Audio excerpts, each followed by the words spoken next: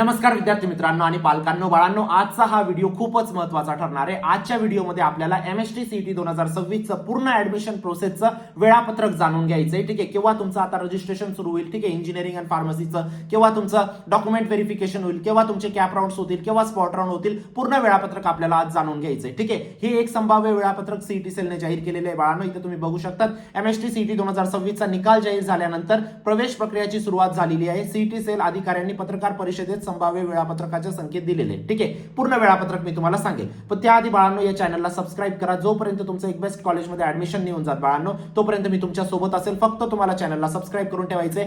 Subscribe फक्त या पर्पजने करा जेणेकरून माझे व्हिडिओज तुमच्यापर्यंत पोहोचले पाहिजे, तुमची कोणती अपडेट मिस नको व्हायला। ठीक आहे, तुम्हाला प्रत्येक गोष्टीची जानकारी भेटायला पाहिजे। ठीक आहे, वाटल्यास तर तुमचं जेव्हा ऍडमिशन झालं तेव्हा तुम्ही याला अनसबस्क्राइब करू शकता। ठीक आहे, आणि व्हॉट्सअप ग्रुपला जॉईन करा। ठीक आहे, व्हॉट्सअप ग्रुपद्वारे कॅप राउंड रिलेटेड सगळ्या छोट्या छोट्या अपडेट्स आपण व्हॉट्सअप ग्रुपला सर्क्युलेट करून देतो। व्हॉट्सअप ग्रुपची लिंक सुद्धा आपण डिस्क्रिप्शन बॉक्समध्ये आणि कमेंट सेक्शन मध्ये पिन केलेली आहे, नक्की जॉईन करा। ठीक आहे, चला आपण आता पूर्ण प्रवेश प्रक्रिया बघूया बाळांनो। ठीक आहे, तुमचा 19 जूनला निकाल लागलाय बाळांनो। या वर्षी एमएसटी सीईटी 2026 चा 19 जून रोजी निकाल लागलेला आहे। ठीक आहे, तुमचा अटेम्प्ट 1 चा पण निकाल आता डिक्लेअर झालेला आहे, अटेम्प्ट 2 चा पण डिक्लेअर झालेला आहे। या दोघांपैकी जो पण निकाल बेस्ट असेल बाळांनो, तो तुमचा फायनल निकाल कन्सिडर होईल। ज्याच्यामध्ये पण तुमचे चांगले पर्सेंटेज असतील तो तुमचा फायनल रिझल्ट कन्सिडर होणार आहे तुमच्या पुढच्या ऍडमिशन प्रक्रियेसाठी। ठीक आहे, आता आपण स्टार्ट टू एंड सगळ्या तारखा बघूया बाळांनो, पण त्याआधी एक महत्त्वाची गोष्ट, जरी तुमचे कमी पर्सेंटेज असतील बाळांनो, तरी एक टॉप टियर कॉलेजमध्ये सीएसआयटी पॉसिबल आहे। या गोष्टीची मी तुम्हाला 100% गॅरंटी देतो बाळांनो। जर तुमची कॉलेज लिस्ट व्यवस्थित राहिली तर तुम्ही एक बेस्ट लेवल कॉलेजमध्ये जाणार, या गोष्टीची मी तुम्हाला खात्री देतो। ठीक आहे, कॉलेज लिस्ट मध्ये एक पण कॉलेज खाली वरती झालं बाळांनो, तिथं तुमचं ऍडमिशन कॅन्सल होऊन जातं। आणि जर तुम्ही व्यवस्थित कॉलेज लिस्ट बनवली, तुमची कमी पर्सेंटेजला पण एक बेस्ट कॉलेजमध्ये ऍडमिशन होण्याचे चान्सेस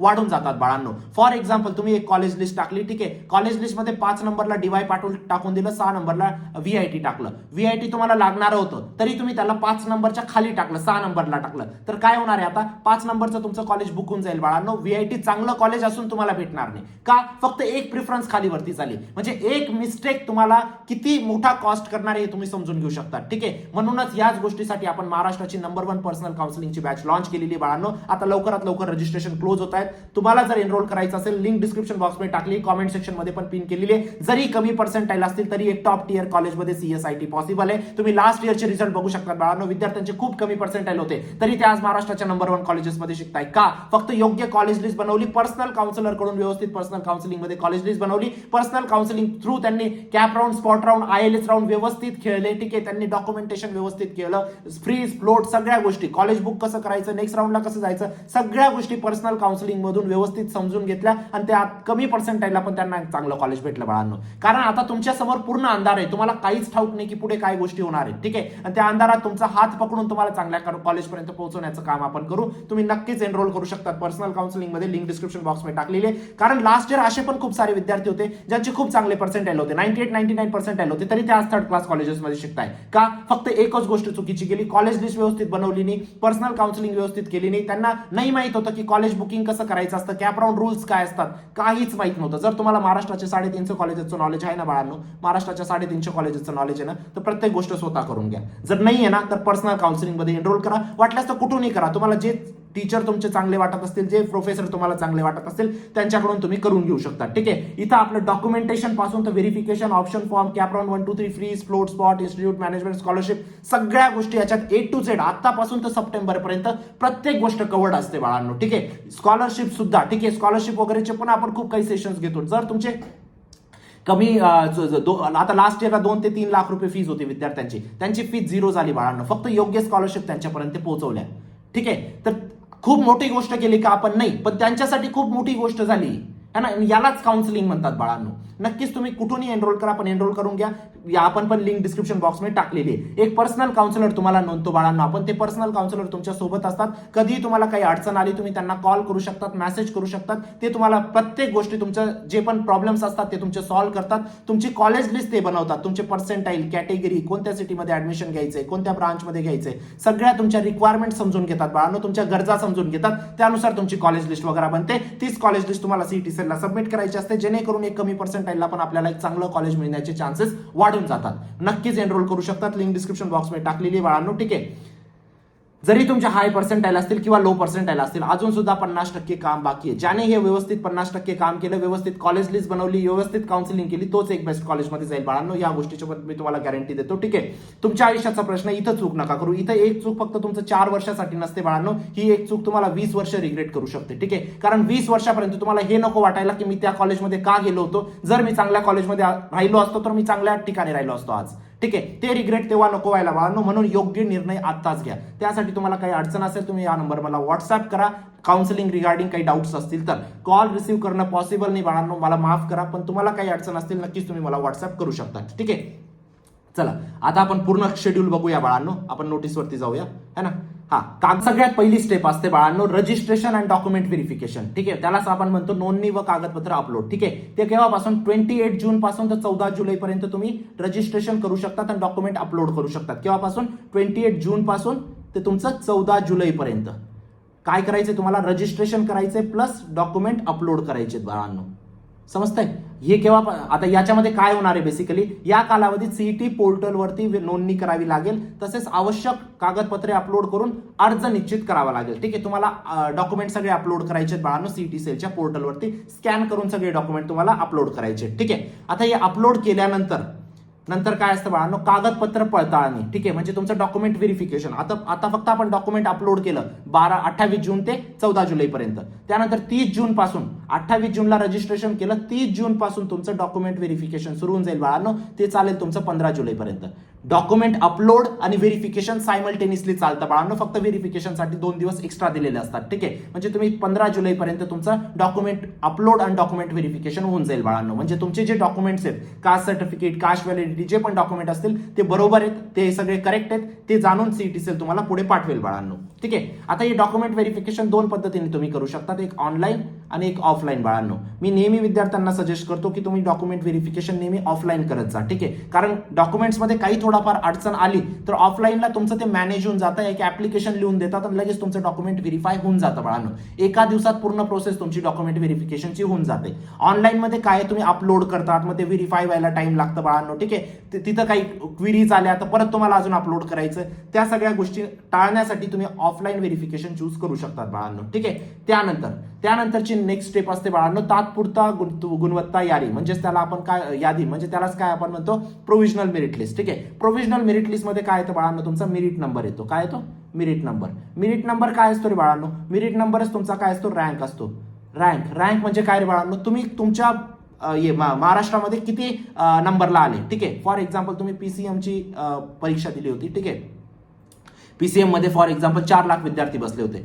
4 लाखांमध्ये तुमचा रँक किती आला, काहींचा 2,23,426 येऊ शकतो, काहींचा 11,226 येऊ शकतो, काहींचा 428 येऊ शकतो, काही रँक येऊ शकतो. तुमचा नंबर किती आला, तुम्ही क्लासमध्ये जर 100 विद्यार्थी असतात, ठीक आहे, 10वी पर्यंत असं निघायचं ना, रँकिंग निघायची की माझ्या क्लासमध्ये माझा पहिला नंबर आला, माझा दुसरा नंबर आला, माझा तिसरा नंबर आला, माझा 5वा नंबर आला. आता तुमची रँकिंग कशात आहे, क्लासमध्ये नाही, पूर्ण महाराष्ट्रात आहे. पूर्ण महाराष्ट्रात 4 लाख विद्यार्थ्यांपैकी माझा कितवा नंबर आला. ठीक आहे, त्याला म्हणतात आपण प्रोव्हिजनल मेरिट लिस्ट बाळांनो. त्यालाच म्हणतो आपण मेरिट नंबर म्हणतो त्यांना. ठीक आहे, आता मेरिट नंबर एक जनरलचा वेगळा असू शकतो. जर तुमची ओबीसी कॅटेगरी आहे तुमचा वेगळा. आता पीसीएमच्या शिफ्टमध्ये ओबीसीचे जेवढे विद्यार्थी बसले होते त्यांची वेगळी रँकिंग येईल, कारण त्यांची ओबीसीची रँक निघेल, है ना. तशाच पद्धतीचे एससी एसटीची वेगळी रँकिंग निघेल. गोष्ट समजते. ठीक आहे, तर ही एक तात्पुरता गुणवत्ता यादी तुमची डिक्लेअर होणार आहे बाळांनो 19 जुलैच्या आसपास, है ना. आता 19 जुलैच्या यादीमध्ये जर तुम्हाला वाटतं की सर नाही माझं ओपन होतं तरी मला यांनी ओबीसी मध्ये टाकलं, आता माझ्याकडे ओबीसीचे डॉक्युमेंट नाही आहेत, सर माझं ओबीसी होतं तरी ओपन मध्ये टाकलं, असं काही तुमचे काही ना काही तुम्हाला मिसमॅच दिसलं तुमच्या नावाच्या स्पेलिंगमध्ये किंवा तुमच्या कॅटेगरीमध्ये, लगेच सीईटी सेलला तुम्हाला काय करायचंय, हरकत व दुरुस्ती कालावधी तुम्हाला दिलेला आहे. ग्रीव्हेन्सेस पिरियड आपण याला म्हणतो. ग्रीव्हेन्सेस पिरियडला मध्ये तुमच्या जे पण प्रॉब्लेम तुम्हाला दिसत आहेत प्रोव्हिजनल मेरिट लिस्ट मध्ये, सीईटी सेलला ग्रीव्हेन्स रेज करायचा आहे की माझी ही प्रॉब्लेम आहे माझ्या प्रोव्हिजनल मेरिट लिस्ट मध्ये, मला करेक्ट करून द्या. फॉर एक्झाम्पल तुमची ओपनची रँक दिलेली असेल प्रोव्हिजनल मेरिट लिस्ट मध्ये आणि तुमचं ओबीसी असेल तर तुम्हाला फायदा आहे ना, ती रँक अपडेट होऊन येईल तुमची, है ना. काय होऊन येईल, रँक अपडेट होऊन येईल. जर कशी काही चूक झालेली आहे तर तुम्हाला ग्रीव्हेन्सेस रेज करायचा आहे. 20 ते 22 जुलैपर्यंत तुम्ही ते ग्रीव्हेन्सेस रेज करू शकतात बाळांनो. ठीक आहे, मेरिट लिस्टमध्ये काही चूक असल्यास ती दुरुस्त करण्याची संधी दिली जाईल. या कालावधीनंतर कोणतीही दुरुस्ती स्वीकारली जाणार नाही. आता याच्यानंतर जे पण असेल ते तुमचं फायनल असेल बाळांनो. आणि शेवटी काय तुमची फायनल मेरिट लिस्ट, त्यालाच काय म्हणतो आपण अंतिम गुणवत्ता यादी. ठीक आहे, ही तुमची 24 जुलैला डिक्लेअर होईल बाळांनो. 24 जुलैपर्यंत अजून कॅप राऊंड सुरू झाले का बाळांनो? नाही. म्हणजे 24 जुलैपर्यंत फक्त आणि फक्त डॉक्युमेंट व्हेरिफिकेशन हे ते या सगळ्या गोष्टी चालणार आहेत. ठीक आहे, अजून पण सीट मॅट्रिक्स आलेलं नाही आपलं. ठीक आहे, अजून पण आपण कॉलेज लिस्ट अपलोड केलेली नाहीये. ठीक आहे, आता 24 जुलैपर्यंत काय तुमचं फायनल सगळ्या गोष्टी येऊन लागतील, तुमची रँक वगैरे सगळ्या गोष्टी. आता आपण रेडी झालेलो आहे ना, रँक वगैरे सगळ्या गोष्टी आल्या. आता नेक्स्ट स्टेप काय, ती सगळ्यात महत्वाची स्टेप, ती म्हणजे तुमचं कॅप राऊंड 1चा ऑप्शन फॉर्म. ऑप्शन फॉर्म खूप महत्वाची गोष्ट आहे. काय ऑप्शन फॉर्म खूप महत्वाची गोष्ट आहे. हा ऑप्शन फॉर्म तुमचा कोर आहे बाळांनो पूर्ण ऍडमिशन प्रोसेसचा. जर याला तुम्ही व्यवस्थित केलं, ऑप्शन फॉर्म म्हणजेच काय बाळांनो, कॉलेज लिस्ट. ठीक आहे, आता कॉलेज लिस्ट म्हणजे काय, ही केव्हापासून सुरू होईल बाळांनो? 26 जुलै ते 28 जुलै, 3 ते 4 दिवस देतात ते कमीत कमी. ठीक आहे, तुम्हाला कॉलेज लिस्ट अपलोड करण्यासाठी 26, 27, 28 3 दिवस झाले बाळांनो. 3 दिवस तुम्हाला आरामात भेटतात कॉलेज लिस्ट अपलोड करण्यासाठी. ठीक आहे, आता जे विद्यार्थी पर्सनल काउन्सिलिंग मध्ये एनरोल आहेत, ठीक आहे, त्यांना जेव्हा त्यांची प्रोव्हिजनल मेरिट लिस्ट लागेल त्यानंतर त्यांचं कॉलेज लिस्ट वगैरे डिस्ट्रीब्युशन सुरू होईल बाळांनो. जेव्हा तुमची ही तात्पुरता गुणवत्ता यादी लागेल त्यानंतर तुमचं कॉलेज लिस्टची प्रोसेस सुरू होईल. कारण आता आमच्याकडे सीट मॅट्रिक्स नाहीये जे सीईटी सेलने डिक्लेअर केलेलं आहे. प्रोव्हिजनल मेरिट लिस्टमध्ये रँक वगैरे समजेल त्याच्या आसपास आपण तुमची कॉलेज लिस्ट वगैरे जनरेट करणार आहोत. ठीक आहे, तो थोडा पेशन्स ठेवा. आपले सेशन्स ऑलरेडी सुरू झाले पर्सनल काउन्सिलिंग मध्ये. ठीक आहे, तुमचं आज किंवा उद्यामध्ये तुमचं ब्रांच सिलेक्शनचं पण सेशन येणार आहे. ठीक आहे, की कोणती ब्रांच सिलेक्ट केली पाहिजे सगळ्या गोष्टी. ठीक आहे, तर सगळी तुमची कॉलेज लिस्ट वगैरे सगळ्या गोष्टी व्यवस्थित बनतील. फक्त थोडा टाइम द्या. आता तुम्हाला समजतंय की ही 1-2 दिवसाची प्रोसेस नाहीये, ही 3 महिन्याची प्रोसेस आहे. आणि मी आणि माझे काउन्सिलर तुमच्यासोबत आतापासून तर जोपर्यंत सप्टेंबर एंडिंग पर्यंत सोबत असणार आहोत. असं नाही की फक्त कॉलेज लिस्ट देऊन देणं. कॉलेज लिस्ट तर बनवूच आपण, खूप चांगल्या पद्धतीने कॉलेज लिस्ट बनवू, कारण तो कोर आहे आपला है ना शेवटी ऍट द एंड. त्याच्यामुळे आपलं कॉलेज भेटणार आहे आपल्याला. पण या बाकीच्या गोष्टी पण महत्वाच्या असतात, या गोष्टींना पण तुम्ही समजून घ्या. ठीक आहे, तर आता आपल्याला काय ऑप्शन फॉर्म म्हणजे तुमची काय असते बाळांनो, कॉलेज लिस्ट तुम्हाला अपलोड करायची असेल सीईटी सेलच्या पोर्टलवरती. ठीक आहे, विद्यार्थ्यांनी आपल्या पसंतीनुसार कॉलेज व शाखांचे पर्याय भरायचे. ठीक आहे, आता पसंतीनुसार म्हणजे तुम्हाला जे लागणार आहे ते. फॉर एक्झाम्पल तुमचे 60% आहेत तर तुम्ही कोणते कॉलेजेस टाकणार आहे बाळांनो? पसंतीचा तर सीओईपी 99% वाला, तर ते टाकणार का तुम्ही लिस्टमध्ये? नाही बाळांनो. 60% तर आपल्याला कोणते कॉलेजेस टाकले पाहिजे आपण? 50% पासून तर 70% जेवढे मॅच होतात तुमच्या पर्सेंटाईलला, तुमच्या कॅटेगरीनुसार, तुमच्या ब्रांचनुसार तेच कॉलेज आपल्या लिस्टमध्ये गेले पाहिजे. आता भरपूर विद्यार्थी कुठूनही कॉलेज लिस्ट बनवून घेतला, चुकीच्या काउन्सिलर कडून कॉलेज लिस्ट बनवून घेतात. त्यांना जरी 50% राहिले ना, त्यांच्या कॉलेज लिस्टमध्ये जर सीओईपी टाकलेलं राहिलं ते खुश होऊन जातात. अरे वा, सरांनी तर खूप चांगली कॉलेज लिस्ट बनवून दिली मला, महाराष्ट्राची टॉप कॉलेजेस टाकून दिले मला. अरे बेटा, ते कॉलेजेस तुला लागणार आहेत का हे तू स्वतः बघ ना. ते कॉलेजेस लागणार आहेत का तुला? प्लीज या गोष्टीची समज ठेवा बाळांनो. कारण तुमच्या लिस्ट तुम्ही जिथून कुठून लावली असेल काउन्सिलिंग, मी असं नाही म्हणत ते चुकीचे. ठीक आहे, पण व्हेरीफाय करा. तुमचं काम आहे व्हेरीफाय करणं, है ना. जर त्यांनी सीओईपी टाकून दिलं तुम्हाला 50% तर त्याने फक्त कॉमन लिस्ट सर्क्युलेट केलेली आहे. 50% नुसार तुमची 40 ते 60% कॉलेज लिस्ट असली पाहिजे, त्याच्यावरतीची नाही. गोष्ट समजते? चुकीचे कॉलेजेस नका टाकू बाळांनो. असं कधी होणार नाही 60% वाल्यांना 99% कॉलेज भेटून जाईल, पॉसिबलच नाही. मग 99% वाला काय करेल? गोष्ट समजते? 60% वाल्याने हा तुम्ही टार्गेट करा, 70 पर्यंत टार्गेट करा. 62, 65, 68, 70 पर्यंत आपण ट्राय करू. पण 75 पर्यंत करू ट्राय. पण 75च्या वरती जायची गरज नाही जर तुमचे 60% आले. जर 40% आले तर किती? मॅक्स टू मॅक्स 50, 55, 60 पर्यंत जाऊ. 60च्या वरती नाही जायचं आपल्याला. गोष्ट समजते है ना. तर ही कॉलेज लिस्ट महत्वाची आहे. फक्त टॉप कॉलेज टाकून फायदा नाही. टॉप कॉलेज टाकूनही काही यूज नाही तुमचा जर तुमचे कमी पर्सेंट आले तर. हा, सीओईपी व्हीजीटीआय कोणी टाकायचं? ज्याचे 95च्या वरती येत ना त्याने नक्कीच टाका, किंवा ज्याचे 90च्या वरती येत कमी कमी तुम्ही पण टाकू शकतात, काही हरकत नाही है ना. एक बॅकअप म्हणून आपल्याला असतं, कधी खूपच काही कट ऑफ मध्ये काही अंतर पडला तर, है ना. तर या गोष्टींचं थोडंसं मी टॉपिक पासून भटकून जातो बाळांनो, कारण या गोष्टी सगळ्या तुम्हाला समजून सांगायच्या असतात. तुम्ही चुकीचे निर्णय घेऊन घेतात. ठीक आहे, चला आता 28 जुलैपर्यंत तुमचा ऑप्शन फॉर्म लागेल. त्यानंतर तुमचा आता जो ऑप्शन फॉर्म तुम्ही टाकला होता, कॉलेज लिस्ट टाकली होती, त्याच्यामध्ये तुम्हाला राऊंड 1ला कोणतं कॉलेज लागलं हे केव्हा समजणार आहे? 31 जुलैला. म्हणजे तुम्ही कन्सिडर करा अजून पण आपल्याकडे 35 ते 40 दिवस आहेत. त्यानंतर आपला कॅप राऊंड 1चा आपल्याला समजणार आहे की कोणतं कॉलेज आपल्याला लागलंय, है ना. आणि हे कॉलेज कशावरती डिपेंड करणार आहे?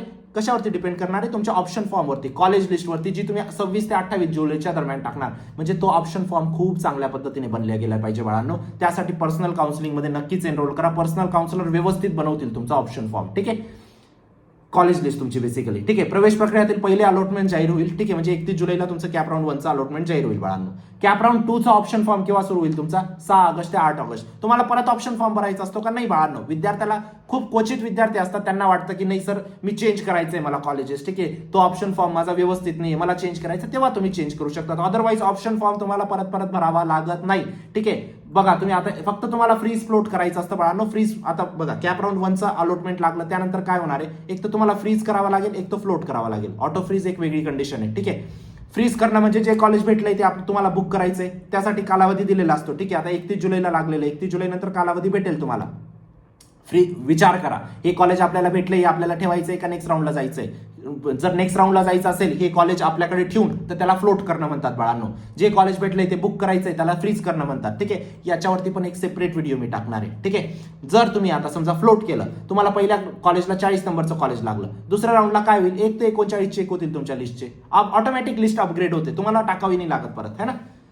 6 ऑगस्ट ते 8 ऑगस्टच्या दरम्यान तुम्ही ऑप्शन फॉर्म भरणार, चेंज वगैरे करू शकता. ठीक आहे, आता बघा 31 जुलै पासून तर 6 ऑगस्ट पर्यंत तुम्ही काय केलं? फ्रीज फ्लोट या सगळ्या गोष्टी केल्या बाळांना आपण, है ना. त्यानंतर कॅप राऊंड 2चा अलॉटमेंट केव्हा लागेल? 11 ऑगस्टच्या आसपास तुम्हाला समजून जाईल की कॅप राऊंड 2 मध्ये तुम्हाला कोणतं कॉलेज लागलं बाळांनो. ठीक आहे, त्यानंतर परत काय प्रोसेस होईल बाळांनो? फ्रीज किंवा फ्लोट, आणि एक असतं ऑटो फ्रीज. ऑटो फ्रीजचे नियम मी तुम्हाला ऑलरेडी सांगितलेत बाळांनो, त्याच्यावरती आपण नंतर परत अजून एकदा बोलून घेऊ नंतर. ठीक आहे, फ्रीज फ्लोट घ्यायचं का नाही घ्यायचं ते तुम्हाला ठरवायचंय. त्यानंतर आता 11 ऑगस्टला संपला ना राऊंड, आता 16 ऑगस्ट ते 18 ऑगस्ट अजून तुम्हाला 3 दिवस भेटले ऑप्शन फॉर्म एडिट करण्यासाठी राऊंड 3चा, जर तुम्हाला वाटतं एडिट करायचा तरच. ठीक आहे, मी सजेस्ट करत नाही विद्यार्थ्यांना एडिट करणं, कारण एक वेळा जर तुम्ही 50 कॉलेजेसची लिस्ट बनवली आहे, पहिल्या राऊंडला तुम्हाला 30 नंबरचं कॉलेज लागलं, ऑब्व्हियसली आपल्याला सेकंड राऊंडला काय 1 ते 29 मधलं पाहिजे, 30च्या खालचे पाहिजेत का? नाही, कारण त्यांची प्रायोरिटी कमी होती म्हणून तर आपण 30च्या खाली टाकले त्यांना, है ना.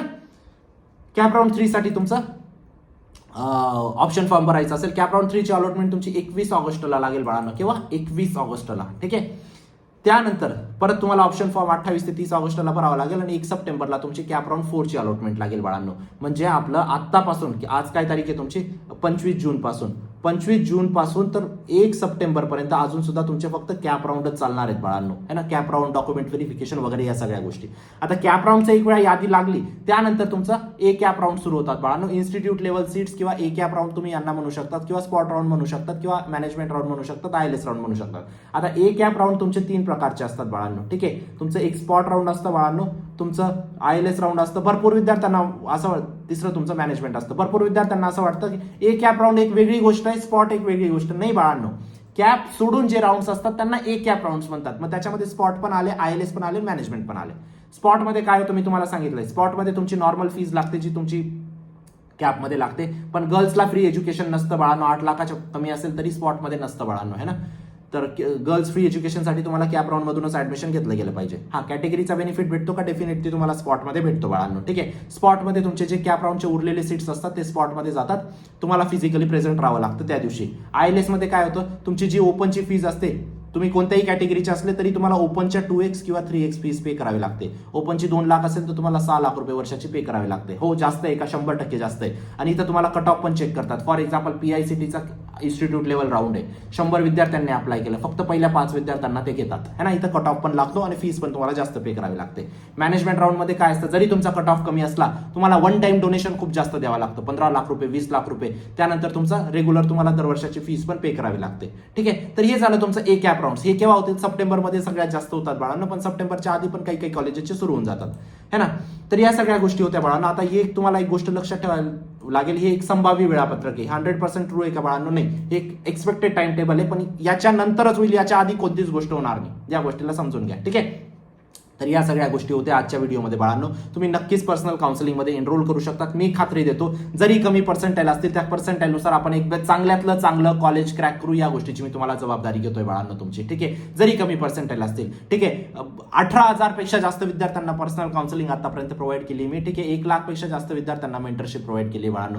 पूर्ण टीम तुमच्या बेस्ट ऍडमिशनसाठी लावून देईल. फक्त तुम्हाला विश्वास ठेवायचा आहे. नक्कीच रजिस्टर करा, लिंक डिस्क्रिप्शन बॉक्समध्ये टाकलेली आहे. भेटूया आपण नंतरच्या व्हिडिओमध्ये. चॅनलला नक्कीच सबस्क्राईब करा. तोपर्यंत बाय, टेक केअर, थँक्यू.